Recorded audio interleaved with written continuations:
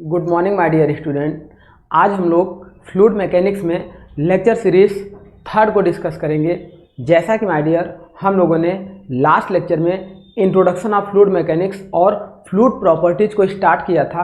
Fluid properties में हम लोगों ने डियर लास्ट लेक्चर में डेंसिटी क्या होता है इसको कंप्लीट कर लिया था, और वेट डेंसिटी क्या होता है जिसे हम स्पेसिफिक वेट भी कहते हैं, इसको हम लोगों ने अच्छे से कंप्लीट कर लिया था। इन दोनों पर हम लोगों ने टेम्परेचर और प्रेशर के इफेक्ट को भी डिस्कस किया था। तो आज हमारा जो लेक्चर स्टार्ट होगा डियर, फ्लूइड प्रॉपर्टीज़ का ही टॉपिक हमारा चल रहा है। आज का टॉपिक हम लोग स्टार्ट करेंगे रिलेटिव डेंसिटी या स्पेसिफिक ग्रेविटी। तो आज का टॉपिक जो हमारा होगा डियर वो होगा relative density,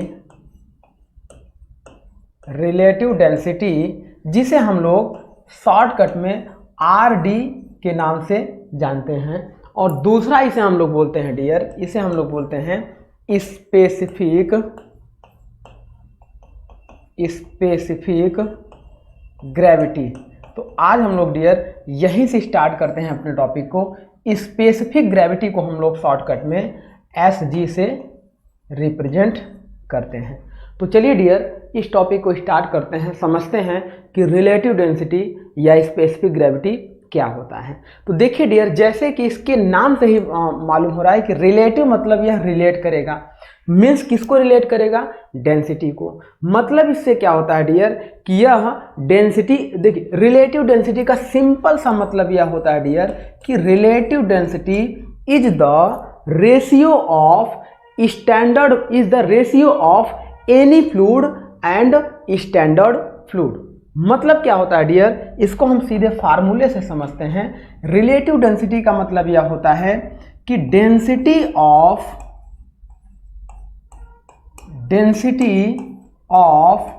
any fluid upon density of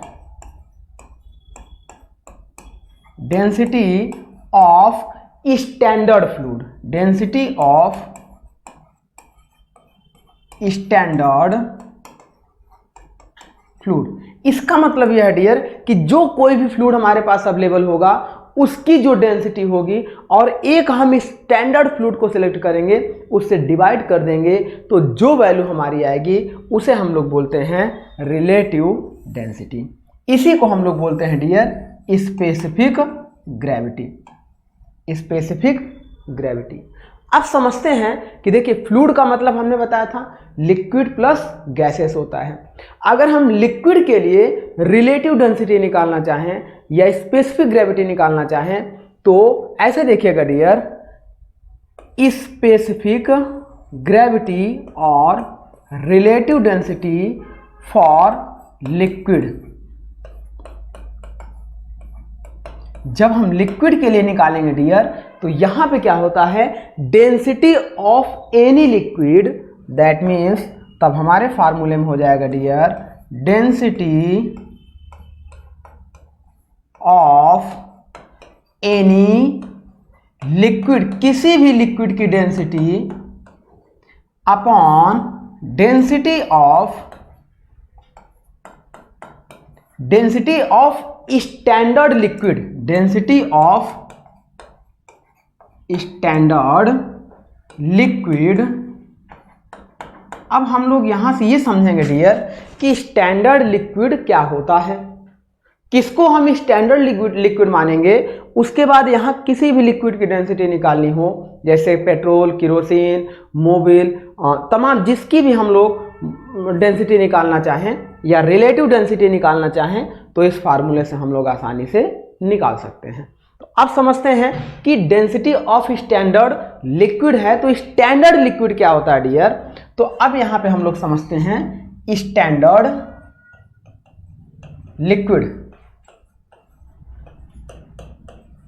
देखिए डियर, हम लोग लिक्विड के केस में वाटर को एक स्टैंडर्ड लिक्विड कंसीडर करते हैं, और गैस के केस में एयर को एक स्टैंडर्ड फ्लूइड हम लोग कंसीडर करते हैं। दैट मीन्स अगर लिक्विड के लिए हम लोग निकालना चाहें तो water is considered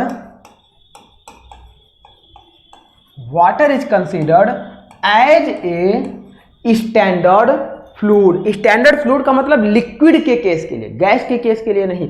water is considered as a standard fluid, और जब वाटर को कंसीडर करेंगे डियर तो at normal temperature and pressure या at STP, means at STP oblique में NTP, standard temperature and pressure या नॉर्मल टेम्परेचर एंड प्रेशर पर जो वाटर की मैक्सिमम 4 डिग्री सेंटीग्रेड पर डेंसिटी होगी, मीन्स एट 4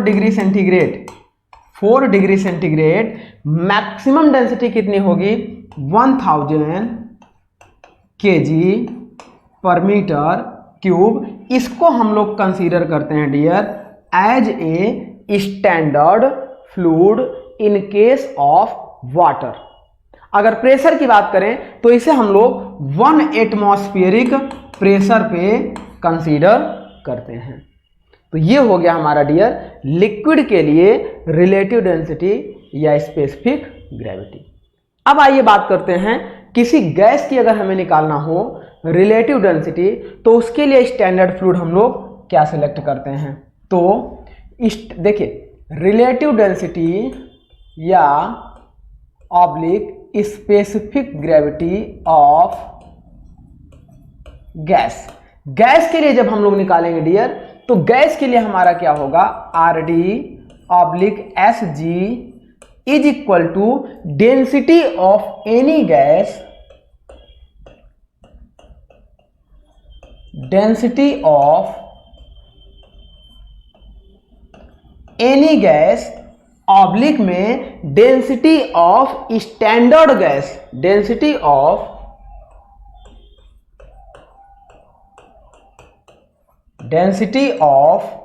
स्टैंडर्ड गैस। अब यहां पे स्टैंडर्ड गैस जो आई है डियर, जैसे स्टैंडर्ड लिक्विड के लिए हम लोग वाटर को एट 4 डिग्री सेंटीग्रेड कंसीडर करते थे, तो यहां पर हम लोग स्टैंडर्ड देखिए स्टैंडर्ड गैस जो हमारी होती है डियर वो हम लोग एटमॉस्फेरिक एयर को कंसीडर करते हैं at 20 degree centigrade at 1 atmospheric pressure, जिसकी डेंसिटी होती है डियर 1.21 ग्राम पर सेंटीमीटर क्यूब। तो ये हमारा होता है एक स्टैंडर्ड। अगर 15 डिग्री सेंटीग्रेड पे देखें तो ये होता है 1.24 kg पर मीटर क्यूब, ग्राम पर सेंटीमीटर क्यूब। तो इस तरीके से ये हमारा एक एयर का स्टैंडर्ड डेंसिटी होता है। एयर के केस में हम लोग गैसेस के केस में एयर को एक स्टैंडर्ड फ्लूइड कंसीडर करते हैं, और हम लोग लिक्विड के केस में वाटर को एक स्टैंडर्ड फ्लूइड कंसीडर करते हैं। अब यहां से देखते हैं dear unit of standard density unit of relative density. Unit of RD oblique SG। तो यूनिट का मतलब क्या होगा dear, RD is equal to relative density is equal to density of any fluid, density of any fluid upon density of standard fluid. अब हम ये जानते हैं डियर किसी भी फ्लूइड की डेंसिटी की जो यूनिट होगी वो होती है kg per metre cube, oblique में किसी स्टैंडर्ड फ्लूइड की जो डेंसिटी होगी वो होगी kg per metre cube. That means metre cube से मीटर क्यूब कैंसिल आउट हो जाएगा, kg से kg कैंसिल आउट हो जाएगा। इट मीन्स रिलेटिव डेंसिटी और specific gravity are unitless, इसकी कोई यूनिट नहीं होती है, आर यूनिट लेस। तो ये हमारे क्या होते हैं, यूनिट लेस होते हैं। रिलेटिव डेंसिटी या स्पेसिफिक ग्रेविटी हमारे यूनिट लेस होते हैं। अब यहाँ से हम लोग बात करते हैं डियर कि इनका एप्लीकेशन क्यों आया, इसे हम लोग निकाले क्यों, या इसका यूज कहाँ पे करेंगे, और कुछ स्टैंडर्ड ऑब्जेक्ट की रिलेटिव डेंसिटी या स्पेसिफिक ग्रेविटी कितनी होती है। जैसे अगर हम बात करें डियर कि अगर हम बात करें रिलेटिव डेंसिटी ऑफ वाटर की रिलेटिव डेंसिटी कितनी होगी, तो हम अगर 4 डिग्री सेंटीग्रेड पर वाटर के रिलेटिव डेंसिटी, अगर नॉर्मल केस में डियर केवल आपसे इतना पूछे कि the relative density of water, तो उस समय हम उसे एट 4 डिग्री सेंटीग्रेड ही कंसीडर करेंगे जब तक वह टेम्परेचर को मेंशन ना करे। तो यहां पे देखिए रिलेटिव डेंसिटी ऑफ वाटर अगर हमें निकालना होगा तो relative density is equal to density of water upon density of standard fluid. और स्टैंडर्ड फ्लूइड क्योंकि वाटर लिक्विड है तो नीचे हमारा वाटर को ही कंसीडर करेंगे एट 4 डिग्री सेंटीग्रेड। तो ये जब हम लोग इसको सॉल्व करेंगे डियर, तो ये relative density is equal to water की डेंसिटी होगी 1000 kg per metre cube upon 4 degree centigrade पर स्टैंडर्ड वाटर की डेंसिटी होगी 1000 kg पर मीटर क्यूब। ये एक दूसरे से कैंसिल आउट हो जाएगा, मीन्स रिलेटिव डेंसिटी या specific gravity of water is 1। ये क्वेश्चन आपका पूछा गया है कि the value of relative density of water is कितना होगा, 1 होगा। सिमिलर हम बात करते हैं रिलेटिव डेंसिटी ऑफ शहद जिसे हम लोग बोलते हैं या मरकरी का निकाल लें, रिलेटिव डेंसिटी ऑफ मर्क्यूरी की अगर हम रिलेटिव डेंसिटी निकालना चाहें डियर, तो हम यहां पे देख रहे हैं relative density is equal to density of mercury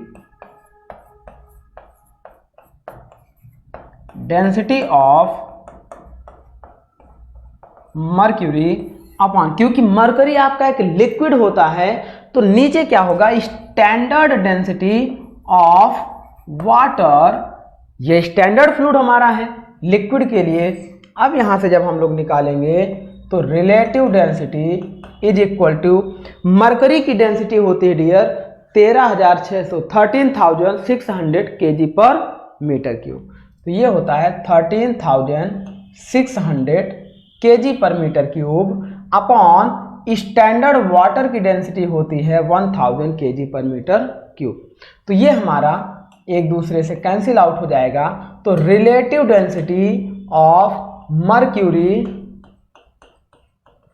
is equal to, इसकी वजह से यहाँ पे दशमलव आ जाएगा, ये होगा 13.6।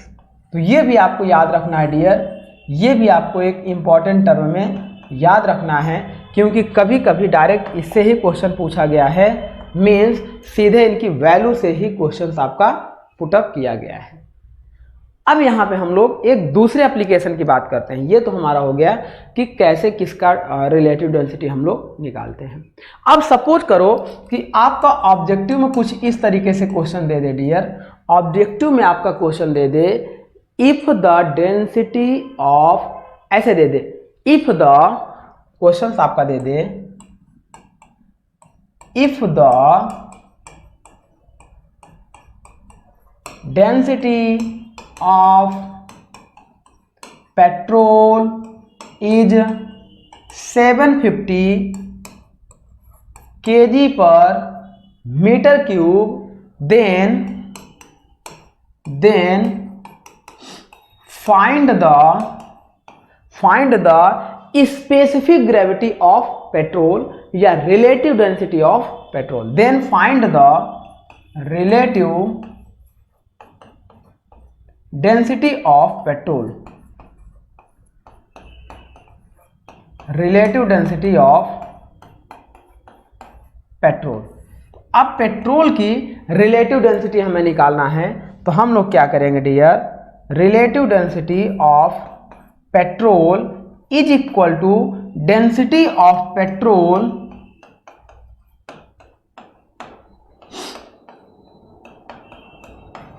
Upon density of standard fluid. चूंकि पेट्रोल आपका एक लिक्विड है, इसीलिए पेट्रोल के केस में वाटर को एक स्टैंडर्ड डेंसिटी की तरह हम लोग कंसीडर करेंगे। That means relative density of petrol is equal to, petrol की डेंसिटी आपकी है डियर 750 अपॉन 1000। दैट मीन्स जब इसे सॉल्व करेंगे तो relative density of petrol is equal to 0.75 आपकी वैल्यू आएगी। तो इस तरीके से हम निकाल सकते हैं। कुछ इस टाइप का भी क्वेश्चन आपका आता है डियर, ऐसा क्वेश्चन भी आता है आपका। क्वेश्चन आपका ऐसा दिया रहेगा, if the relative density of diesel is 8.5, यदि डीजल की रिलेटिव डेंसिटी 8.5 हो, then find the density of diesel. तो डीजल का डेंसिटी निकालने के लिए दे देगा, ऐसे टाइप का क्वेश्चन भी आता है। Then find the density of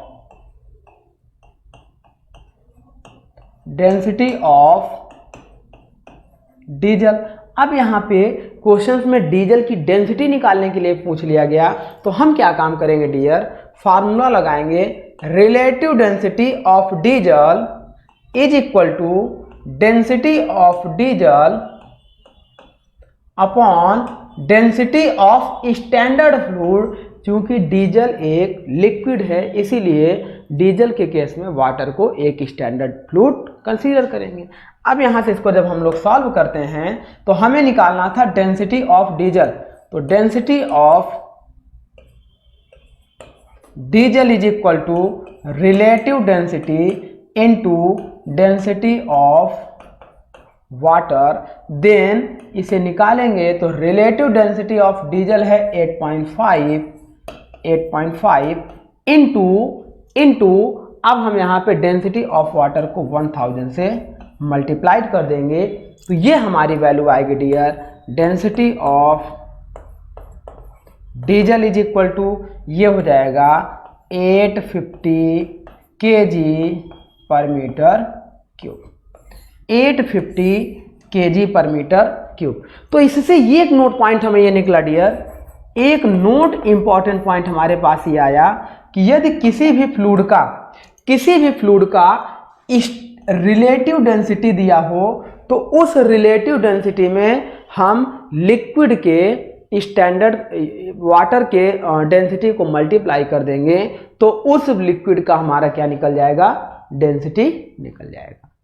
तो इस तरीके से ये हमारा निकल जाता है density of any fluid is equal to, ये हमारा क्या हो जाएगा, relative density into, relative density में हम क्या करेंगे, स्टैंडर्ड फ्लूइड की डेंसिटी को मल्टीप्लाई कर देंगे, डेंसिटी ऑफ स्टैंडर्ड फ्लूइड। तो इस तरीके से डियर ये हमारा क्या हो जाएगा, रिलेटिव डेंसिटी से रिलेटेड जो भी क्वेश्चन है इसको हम लोग आसानी से सॉल्व कर लेंगे। इसमें हमारे जो भी यूनिट्स आनी थी, जितनी हमारी वैल्यू आनी थी, इन सबको हम लोग आसानी से रखकर सॉल्व कर लेंगे। एक दो बार क्वेश्चन आपका इस तरीके से भी पूछा गया है डियर कि यदि उसमें क्या दे दे, उसका वॉल्यूम दे दे, उसका मास दे दे, देन उसके बाद रिलेटिव डेंसिटी पूछें, तो भी हम लोग आसानी से निकाल सकते हैं। क्योंकि हम ये जानते हैं, क्वेश्चन आपका दे दे, हम ये जानते हैं density is equal to mass per unit volume. अब किसी भी फ्लूइड का वो मास दे दे और उस फ्लूइड का वॉल्यूम दे दे, देन वो कहे कि find the relative density of fluid, तो हम लोग आसानी से निकाल सकते हैं। तो इस तरीके से ये भी हम लोग, जैसे एक क्वेश्चन दे दें, इफ द मास ऑफ मान लीजिए ऐसा दे दे, diesel is 8500 kg and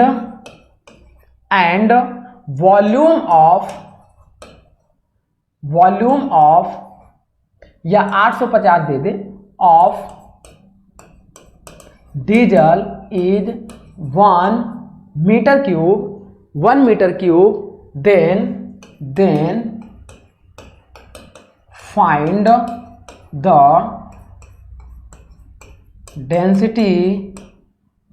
the relative density of diesel.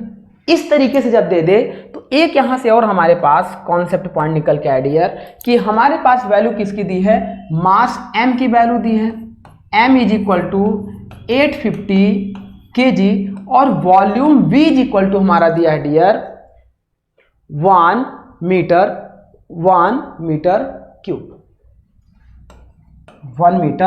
Cube.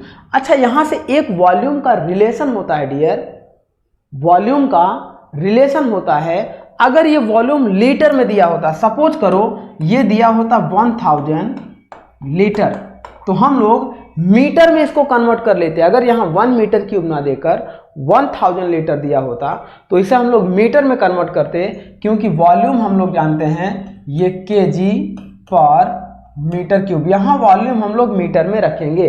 और इसके लिए हम लोग ये जानते हैं डियर, एक नोट पॉइंट आप लोग देखिएगा, एक नोट पॉइंट देखिएगा, जो नोट पॉइंट हमारा होता है 1 metre cube is equal to 1000 litre के होता है। ये एक नोट पॉइंट आपको याद रखना है डियर।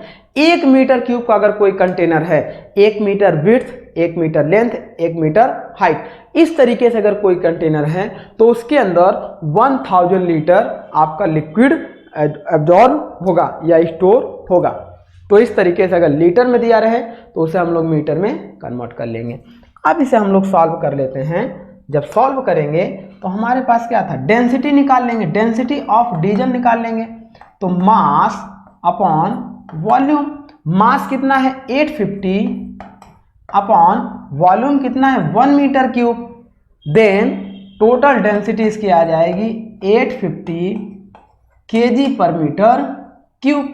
अब इस 850 kg पर मीटर क्यूब को 1000 से डिवाइड कर देंगे, मीन्स रिलेटिव डेंसिटी निकालना होगा। तो 850 divide by 1000 means standard fluid कर देंगे, तो ये हमारा निकल के आएगा dear 0.85, that means it is the relative density of diesel. तो इस फॉर्मेट में भी क्वेश्चन आपका पूछा गया है, क्योंकि प्रॉपर्टीज ऑफ फ्लूइड से आपका बहुत सारा क्वेश्चन पुटअप किया जाता है, तो वो अलग अलग फॉर्मेट से वो क्वेश्चंस आपको चेंज करके देते रहते हैं। तो हमें टेंशन नहीं लेना, हम लोगों को क्या है कि सिस्टमेटिक तरीके से सॉल्व करते चलना है। अब चलिए डियर हम लोग क्या करते हैं, नेक्स्ट प्रॉपर्टीज डिस्कस करते हैं, दैट मीन्स स्पेसिफिक वॉल्यूम। चूंकि रिलेटिव डेंसिटी हम लोग क्या कर रहे थे, रिलेट कर रहे थे दो डेंसिटी का, इसीलिए इस पर टेम्परेचर और प्रेशर का इफेक्ट जो डेंसिटी पे हो रहा था वही इस पर होगा। आगे बात करते हैं हम लोग स्पेसिफिक वॉल्यूम। नेक्स्ट प्रॉपर्टीज हम लोग डिस्कस करते हैं डियर, स्पेसिफिक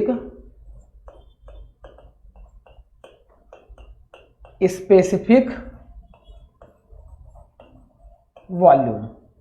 चलिए, specific volume is the properties of liquid, means the ratio of volume पर unit mass is called specific volume of any fluid.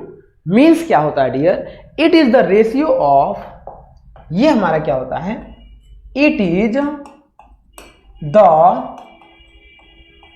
Ratio of mass volume पर unit mass. तो specific volume जो हमारा होता है dear, specific volume is equal to होता है volume पर यूनिट मास। चूंकि हम ये जानते हैं, देखिए हम ये जानते हैं density is equal to, just इसी का अपोजिट होता था, मास पर यूनिट वॉल्यूम होता था, मास पर यूनिट वॉल्यूम होता था। तो स्पेसिफिक वॉल्यूम बराबर वॉल्यूम पर यूनिट मास होता है। दैट मीन्स अगर हम इसको देखें तो 1 density is equal to volume पर यूनिट मास होता है। तो अगर इसकी वैल्यू हम लोग इसमें रखना चाहें डियर, तो specific volume is equal to हो जाएगा वॉल्यूम पर unit mass, that means 1/ρ। 1/ρ means density का क्या होता है, अपोजिट होता है। अब हम बात करते हैं डियर, देखिए अब हम बात करते हैं, ये हो गया हमारा specific volume is equal to 1/ρ या वॉल्यूम पर यूनिट मास। ये किसके लिए यूज होता है डियर, ये गैसेस के लिए। स्पेसिफिक वॉल्यूम इज कैलकुलेटेड या यूज्ड फॉर गैसेस, गैसेस के लिए हम लोग स्पेसिफिक वॉल्यूम का यूज करते हैं।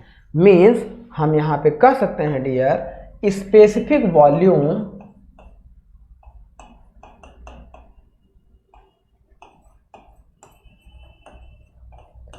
Is used for gases, gases के लिए हम लोग स्पेसिफिक वॉल्यूम का यूज करते हैं। अब आइए देखते हैं यूनिट ऑफ स्पेसिफिक वॉल्यूम। हम लोग डिस्कस करते हैं unit of specific volume. Specific volume is equal to होगा डियर वॉल्यूम पर यूनिट मास। तो यहां से स्पेसिफिक वॉल्यूम की यूनिट होगी, वॉल्यूम की यूनिट है मीटर क्यूब और मास की यूनिट होती है केजी। तो इस तरीके से ये हमारा हो जाएगा मीटर क्यूब पर केजी। अब इसे हम लोग, ये तो हमारा आईएस में आ गया, एसआई में आ गया, इसे हम लोग सीजीएस में भी निकाल सकते हैं। सीजीएस में मीटर का क्या हो जाएगा, सेंटीमीटर क्यूब पर ग्राम। ये हो जाएगा सीजीएस में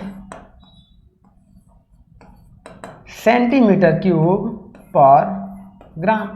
तो इस तरीके से इसको हम लोग चेंज कर सकते हैं। अब आइए देखते हैं यूनिट के बाद डायमेंशन। फ्लूइड मैकेनिक्स में डायमेंशन से भी क्वेश्चन पुट अप किए जाते हैं, तो हम लोग डायमेंशंस को भी साथ में डिस्कस करते चलेंगे। तो आइए डिस्कस करते हैं dimension of specific volume.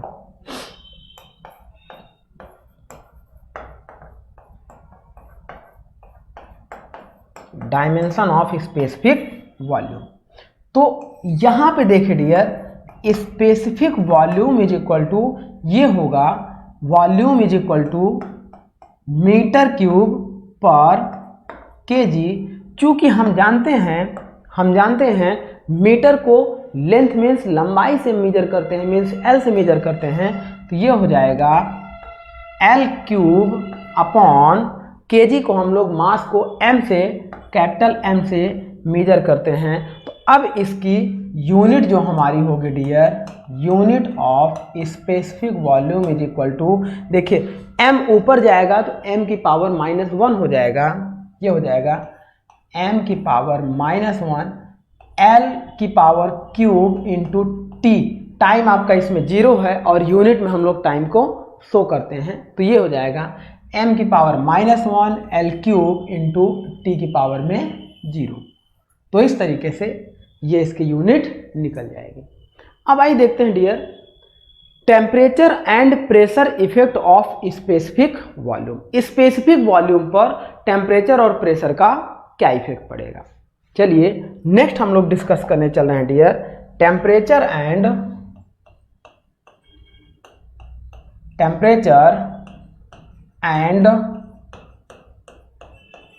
Pressure effect. तो फर्स्ट हम लोग क्या करें डियर, फर्स्ट हम लोग टेम्परेचर इफेक्ट को डिस्कस कर लें, देन प्रेशर इफेक्ट को डिस्कस कर लें। तो फर्स्ट हमारा हो जाएगा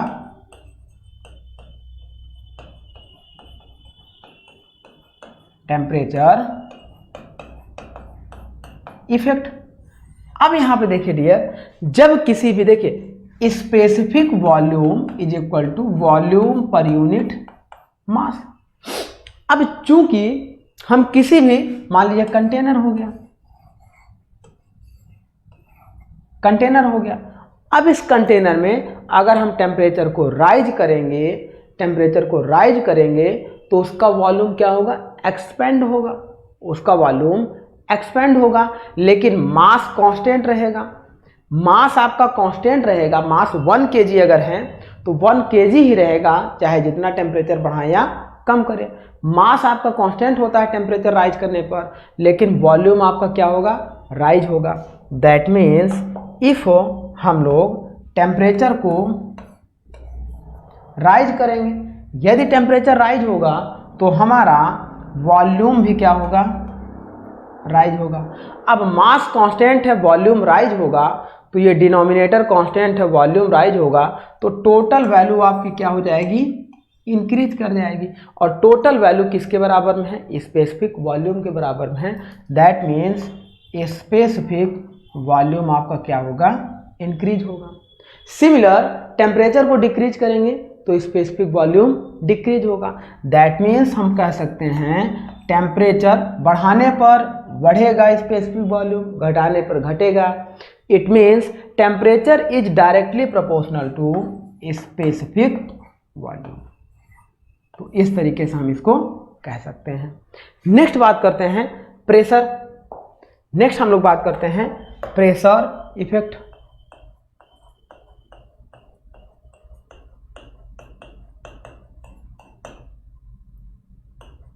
प्रेशर इफेक्ट।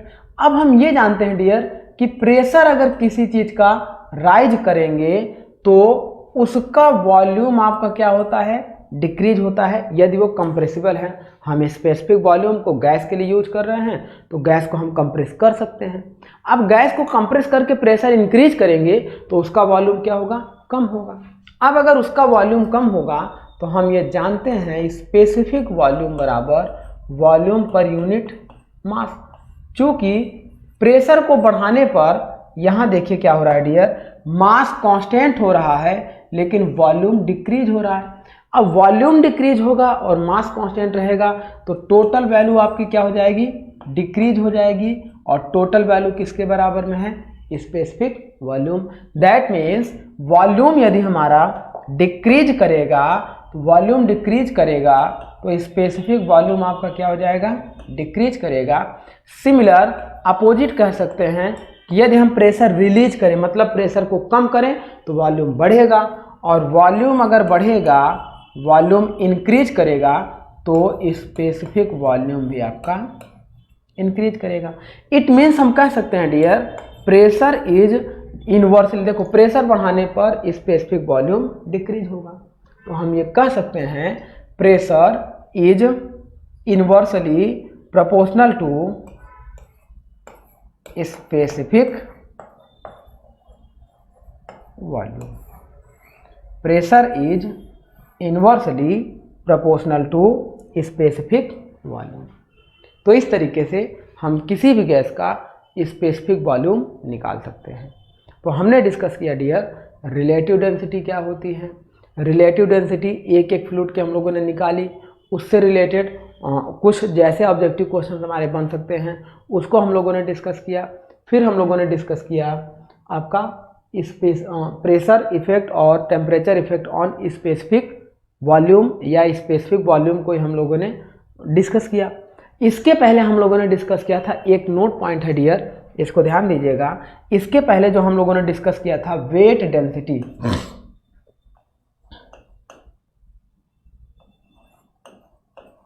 वेट डेंसिटी, तो वहां पे ये जरूर नोट कर लीजिएगा आप कि वेट डेंसिटी को ही हम लोग स्पेसिफिक वेट के नाम से जानते हैं। वेट डेंसिटी को ही हम लोग स्पेसिफिक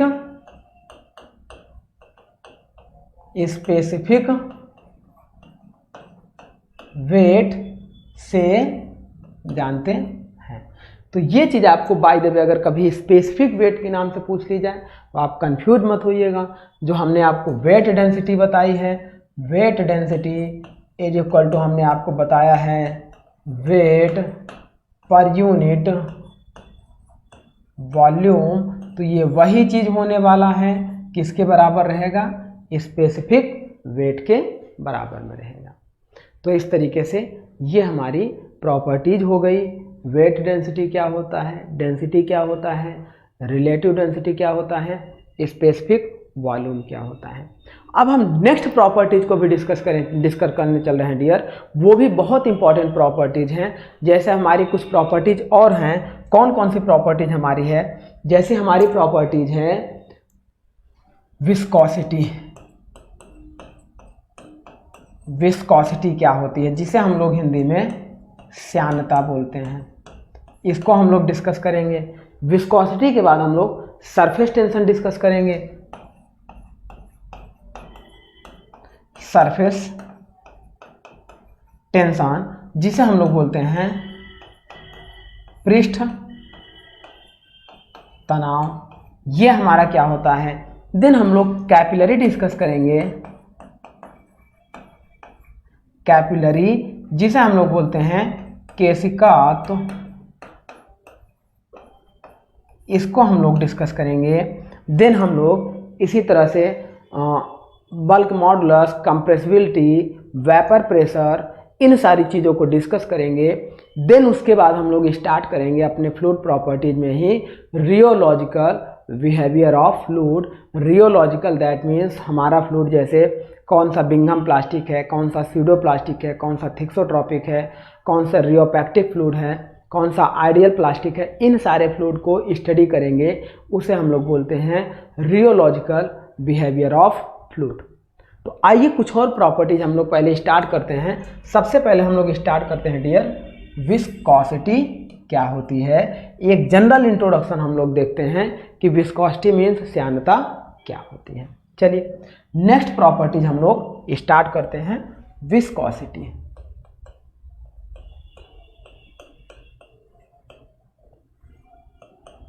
विस्कोसिटी को समझने से पहले डियर एक टर्म हम लोगों को जान लेना चाहिए, cohesion force and adhesion force for fluid, यानी कि लिक्विड के लिए और गैसेस के लिए। इसको समझने के लिए हमें यह जरूरी है जानना कि कोहेशन फोर्स क्या होते हैं। Cohesion force and adhesion force. अब सपोज करिए कि एक कंटेनर हमारे पास है। इस कंटेनर में एक लिक्विड हम लोगों ने फिल कर दिया। इस कंटेनर में एक लिक्विड हम लोगों ने फिल कर दिया, तो होगा क्या डियर, अगर गैस को भी फिल करेंगे, मान लो एक और कंटेनर हम लोगों ने ले लिया, सिमिलर एक कंटेनर और ले लिया और इस कंटेनर में सपोज करो ये हम लोगों ने गैस को फिल कर दिया। अब दोनों केस में क्या होगा डियर, ये केस हमारा है लिक्विड का और ये केस हमारा है गैस का। देखो लिक्विड के खुद के जो मॉलिक्यूल्स हैं उन दोनों के बीच अट्रैक्शन फोर्स जो लग रहा है, जिस वजह से लिक्विड के खुद के मॉलिक्यूल्स आपस में अट्रैक्ट होकर बंधे हुए हैं, ऐसे अट्रैक्शन फोर्स को हम लोग बोलते हैं डियर कोहेशन फोर्स। इसे हिंदी में बोलते हैं सहसंजन बल। सहसंजन बल मतलब समान अणुओं के बीच लगने वाले आकर्षण बल को सहसंजन बल कहते हैं। That means attraction force between same molecules are called cohesion force. That means attraction force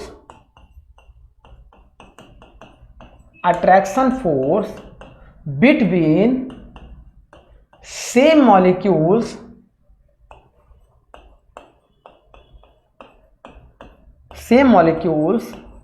are called cohesion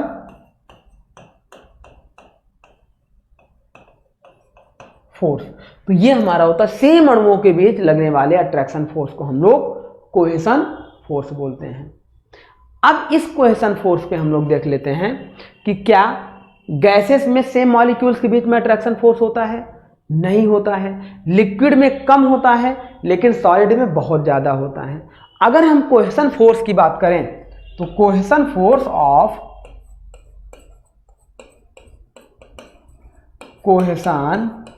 force of solid is greater then liquid और फ्लूइड में गैस में कोहेशन फोर्स क्या होता है डियर? 0 होता है। गैस में एक मॉलिक्यूल से दूसरे मॉलिक्यूल के साथ कभी भी अट्रैक्शन फोर्स नहीं बनाते हैं, वो एक दूसरे के साथ कोलाइड करते रहते हैं, मीन्स टकराते रहते हैं। तो ये होता है कोहेशन फोर्स। इस पे हम लोग देख लेते हैं टेम्परेचर इफेक्ट क्या होता है, देन एडहेशन फोर्स हम लोग डिस्कस कर लेते हैं। तो आइए देखते हैं हम लोग टेम्परेचर,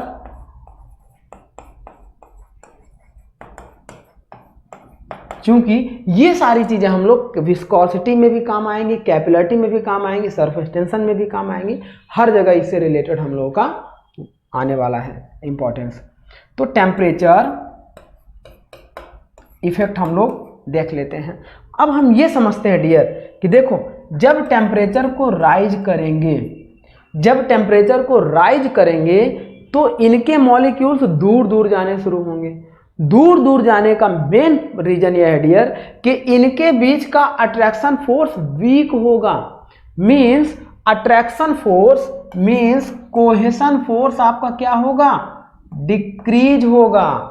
टेम्परेचर बढ़ाने पर किसी भी, चाहे वो सॉलिड हो चाहे वो लिक्विड हो, सॉलिड आपका मेल्ट होकर जो फैलने लगता है उसका एक ही रीजन होता है कि उसके बीच का अट्रैक्शन फोर्स कम होता है।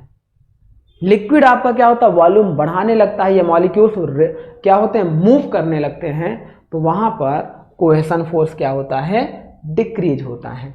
तो ये आपके लिए एक इंपॉर्टेंट टर्मिनोलॉजी है। अब यहाँ पे अगर हम प्रेशर की बात करें तो प्रेशर हम सॉलिड पे बढ़ाएं या लिक्विड पे बढ़ाएं, अगर वो इनकम्प्रेसिबल है तो प्रेशर का कोहेशन पर कोई इफेक्ट नहीं पड़ता है। Pressure does not affected on cohesion force. Pressure का कोहेशन फोर्स पर कोई इफेक्ट नहीं पड़ता है। तो ये हो गया हमारा डियर कोहेशन फोर्स। नेक्स्ट बात करते हैं एडहेशन फोर्स। चलिए यहीं पे देख लेते हैं एडहेशन फोर्स। अब हम ये जानते हैं डियर एडहेशन फोर्स आपका क्या होता है।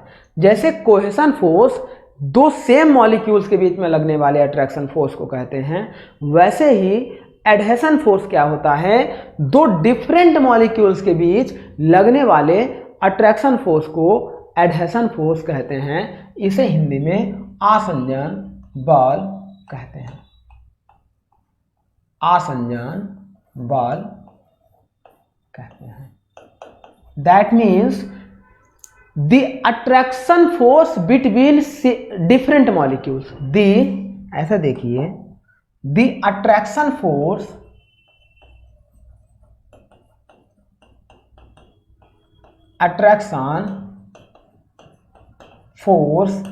between different molecules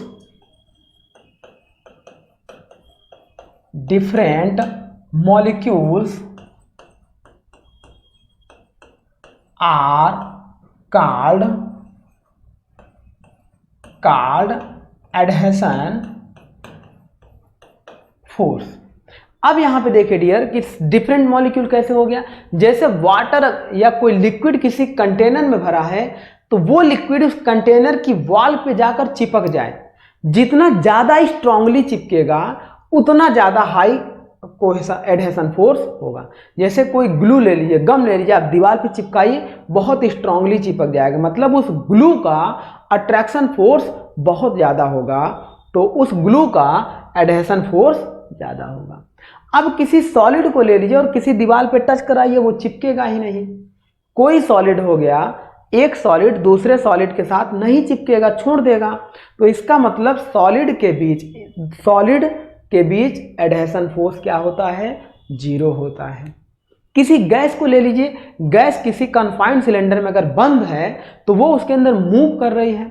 अब इसकी वॉल्स पे टच करेगी, टच करके फिर आगे बढ़ जाएगी। गैस इसकी वॉल पे टच नहीं की, लगातार यहीं पे नहीं बनी रहेंगे।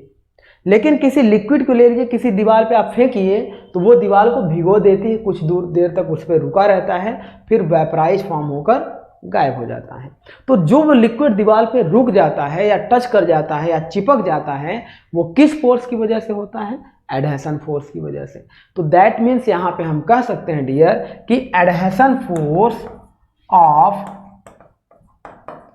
Solid and gas are, solid और गैस में एडहेशन फोर्स या तो बहुत मिनिमम होगा या लगभग 0 होगा। अब बात करेंगे लिक्विड के केस में।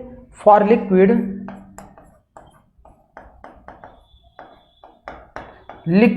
हम अगर किसी ग्लू को ले लें तो ग्लू का एडहेशन फोर्स ज़्यादा होगा गम से, गम का एडहेशन फोर्स ज़्यादा होगा किसी भी मतलब जैसे वाटर से।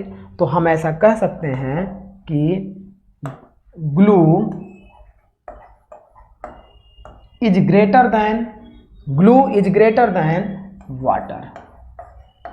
वाटर से ग्लू का एडहेशन फोर्स ज़्यादा होगा। अब बात करते हैं temperature effect on adhesion force. Pressure का इस पर भी कोई इफेक्ट नहीं पड़ेगा। लेकिन जब टेम्परेचर की बात करेंगे तो यदि हम टेम्परेचर को राइज करते हैं तो इनके बीच का एडहेशन फोर्स भी वीक होगा। जैसे इसका सबसे अच्छा एग्जांपल आप समझिए कि मोमबत्ती को लीजिए, मोमबत्ती को आप जलाइए, जलाने के बाद जब उसके जो ड्रॉप्स निकलते हैं आप थोड़ा सा तिरछा करिए, उसकी ड्रॉप्स किसी सरफेस पे आकर चिपक गई।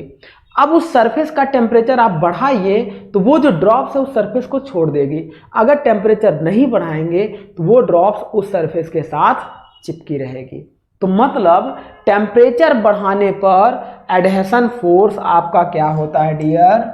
एडहेशन फोर्स डिक्रीज होता है और टेम्परेचर घटाने पर एडहेशन फोर्स इंक्रीज होगा। टेम्परेचर कम करेंगे तो वो उस पर अच्छे से स्ट्रांगली चिपका रहेगा। कोई ग्लू को ले लीजिए, किसी सरफेस पे आप ग्लू लगाइए और उसको गर्म करिए तो वो सरफेस छोड़ देगी।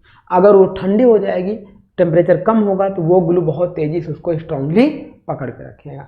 तो टेम्परेचर क्या हो रहा है डियर? टेम्परेचर राइज करने पर एडहेशन फोर्स डिक्रीज हो रहा है। दैट मीन्स यहाँ से हम कह सकते हैं कि temperature is inversely proportional to adhesion force.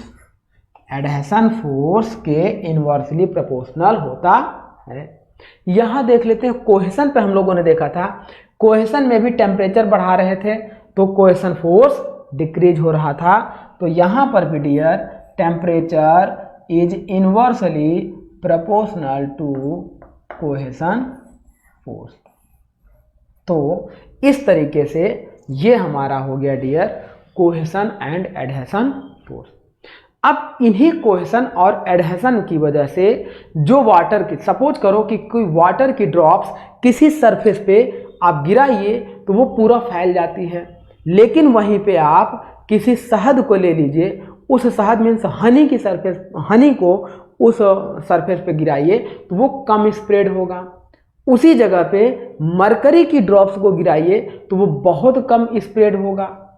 तो इसका मतलब क्या है कि जो सरफेस पे ज़्यादा स्प्रेड होगा वो उस सरफेस को ज़्यादा क्या करेगा? भिगोएगा। ज़्यादा भिगोएगा तो उसी को हम लोग बोलते हैं वेटिंग सरफेस, और जो कम भिगोता है उसे हम लोग बोलते हैं नॉन वेटिंग सरफेस। तो आइए इसको भी हम लोग देख लेते हैं, wetting and non wetting surface.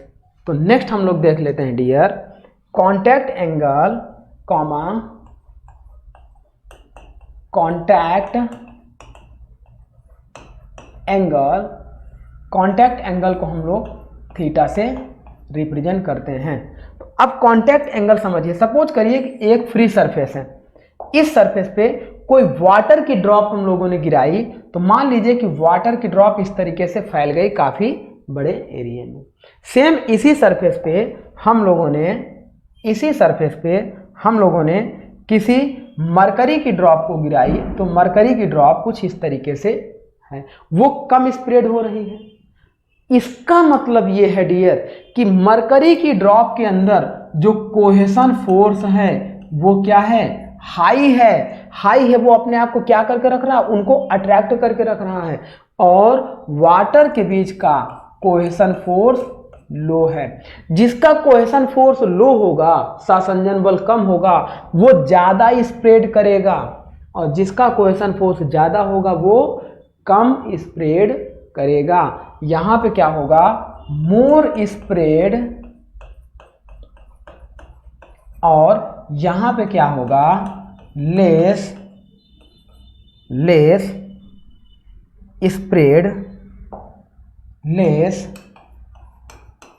Spread, कम फैलाव होगा, और ये ज्यादा फैलाव होगा। जिसमें ज्यादा फैलाव होगा, ज्यादा स्प्रेड होगा, वो ज्यादा सरफेस को भिगोएगा, तो इसे हम लोग बोलेंगे वेटिंग सरफेस। वेटिंग मतलब भीगी हुई सतह, वेटिंग सरफेस। और जो सरफेस को यहां देखो, केवल इतने ही सरफेस को ये भिगो रहा है, तो इसे हम लोग कहेंगे non wetting surface, non wetting surface. अब एक टर्म हमने यहां पे लिखा था डियर, कांटेक्ट एंगल या संपर्क कोण। ये क्या होता है, तो ये एक ऐसा एंगल होता है डियर कि जैसे देखो, ये हमारी कोई भी सॉलिड की सरफेस है, कोई भी सॉलिड की सरफेस है। इस सॉलिड की सरफेस पे ये जो लिक्विड स्प्रेड हो के यहाँ पे एंड हो रहा है, मतलब जहां से कांटेक्ट स्टार्ट हो रहा है, यहां से एक ऐसा टेंजेंट ड्रॉ करें, ऐसा स्पर्शी लाइन ड्रॉ करें, टेंजेंशियल लाइन ड्रॉ करें, जो इस कॉर्नर से इसको स्पर्श करता हुआ आगे बढ़े। उसको आप यहां से भी ड्रॉ कर सकते हैं। इस सरफेस पे एक टेंजेंट आप ऐसे इसको ड्रॉ कर सकते हैं। तो यहां से देखो डियर, ये जो हमने एक टेंजेंट ड्रॉ किया, वो इस सॉलिड सरफेस से एक एंगल बना रही है थीटा। इधर से भी देखेंगे तो सॉलिड सरफेस से वही एंगल बना रही है थीटा। इसी एंगल को हम लोग बोलते हैं डियर कांटेक्ट एंगल या संपर्क कोण। इसी को हम लोग बोलते हैं कांटेक्ट एंगल या संपर्क कोण। यहां पे अगर हम कांटेक्ट एंगल की बात करें तो देखो, ये लिक्विड यहां पे आके एंड हो रहा है, और सॉलिड सरफेस से हम यहां से एक टेंजेंट ऐसा ड्रॉ कर सकते हैं। तो ये वाला एंगल हम कंसीडर नहीं करेंगे डियर। हम लिक्विड और इस टेंजेंट के बीच, लिक्विड जो भिगो रहा है, वेटिंग सरफेस कर रहा है, उस वेटिंग सरफेस और टेंजेंट के बीच के एंगल को हम लोग कंसीडर करेंगे। इसको हम चाहें तो इधर से भी ऐसा कर सकते हैं, तो ये आपका एंगल थीटा हो जाएगा। तो इस तरीके से इस एंगल को हम लोग बोलते हैं कांटेक्ट एंगल। मीन्स ये एंगल पूछा भी गया है, angle made between solid surface and line tangent where the contact start of liquid. जहां से लिक्विड का कांटेक्ट स्टार्ट होता है, वहां से एक टेंजेंट ड्रॉ करेंगे और सॉलिड सरफेस के बीच में, तो उसे हम लोग बोलते हैं कांटेक्ट एंगल। अब हम ये देख रहे हैं डियर, एक दूसरा इंपॉर्टेंट पॉइंट देखिए कि यदि contact angle is less than 90 degree हो, कांटेक्ट एंगल इज लेस, देखो ये कांटेक्ट एंगल आपका क्या है, लेस देन 90 डिग्री है, और ये कांटेक्ट एंगल आपका क्या है, ग्रेटर देन 90 डिग्री है। लेस देन 90 डिग्री है मतलब ये 90 डिग्री से छोटा दिखाई दे रहा है, तो ये इसको भिगो रहा है, मतलब इस सरफेस को वेट कर रहा है। और ये जितना कांटेक्ट एंगल बढ़ता जाएगा उतना ये इसको क्या करेगा, नॉन वेटिंग करेगा। तो नॉन वेटिंग के लिए theta is greater than 90 degree होता है, और वेटिंग सरफेस के लिए theta is less than 90 degree होता है। नेक्स्ट पॉइंट ये समझिए dear, theta is less than 90 degree हो गया, इसे हम लोग एक्यूट एंगल बोलते हैं, इसे हम लोग एक्यूट एंगल बोलते हैं। और theta is greater than 90 degree, ये हमारा होता है ऑब्ट्यूस एंगल या ऑप्टस एंगल। इसे हम लोग बोलते हैं न्यून कोण और इसे बोलते हैं अधिक कोण। ऑप्टस एंगल मीन्स अधिक कोण, मीन्स 90 से ग्रेटर बना रहा है, तो ऐसी सरफेस को बोलते हैं नॉन वेटिंग सरफेस, और ऐसी सरफेस को बोलते हैं जब लेस देन 90 हो तो वेटिंग सरफेस। अब यहाँ पे देखते हैं डियर, देखो कुछ स्टैंडर्ड थीटा की वैल्यू भी पूछी जाती है। जैसे आपसे क्वेश्चन पूछ लिया जाएगा कि आपके वाटर का कांटेक्ट एंगल कितना होगा, इसी तरह से पूछ लिया जाएगा आपके केरोसिन का कांटेक्ट एंगल कितना होगा, इसी तरीके से पूछ लिया जाएगा मरकरी का कांटेक्ट एंगल कितना होगा। तो इन सब का कांटेक्ट एंगल आपको याद रखना चाहिए डियर। तो यहाँ पे देखिए, अगर मरकरी की बात करें तो कांटेक्ट एंगल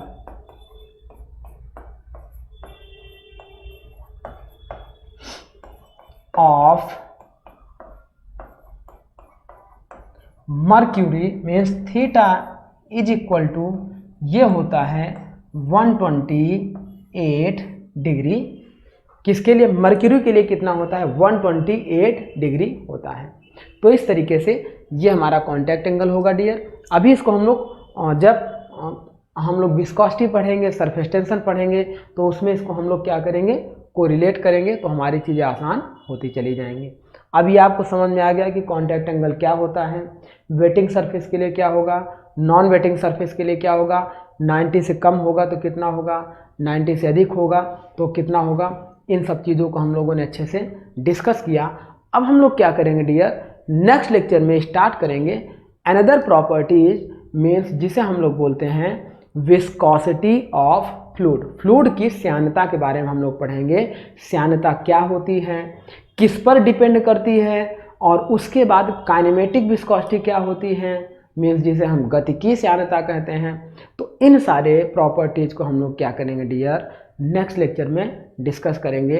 तो चलिए माय डियर, आज का लेक्चर हम लोग यहीं पे स्टॉप करते हैं। आई होप आपको सारी चीज़ें अच्छे से समझ में आ रही होंगी, और इससे रिलेटेड आपको जितने भी ऑब्जेक्टिव क्वेश्चंस हैं आप उसको सॉल्व कर पा रहे होंगे। तो चलिए डियर, हम इस लेक्चर को यहीं पे स्टॉप कर रहे हैं। Thank you my dear.